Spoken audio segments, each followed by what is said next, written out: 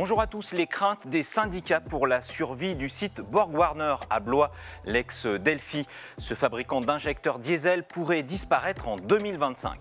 On parlera aussi de l'Estra qui sort grandi de la crise et puis un conseil pour l'emploi d'un salarié handicapé. L'aide de l'État est prolongée.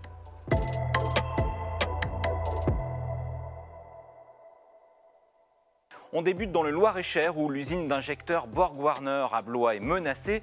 L'ex-Delphi devrait perdre une centaine de salariés avant la fin de l'année, essentiellement dans les services, la prévente et la R&D, la recherche.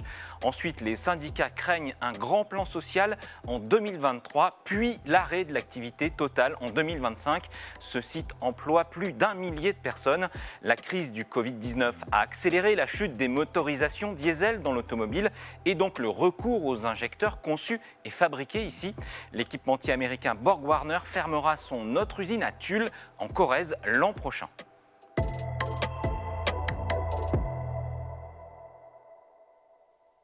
Le confinement a sauvé l'année de l'Estra à Nazelles-Négron, près d'Amboise. Le fabricant de couettes et d'oreillers a dû fermer un mois au printemps 2020 à cause de la crise sanitaire. Et puis l'industriel a ensuite fabriqué des masques et des blouses pour les soignants de la région. Finalement, une très grosse commande de Leclerc a sauvé l'exercice 2020. Cloîtrés chez eux, les Français ont voulu des intérieurs plus douillets. Du coup, l'entreprise amboisienne prévoit une croissance de 10% en 2021 et des investissements. L'Estra, qui emploie 220 salariés, va construire un showroom de 400 mètres carrés. Il servira de magasin d'usine, ouverture prévue en septembre.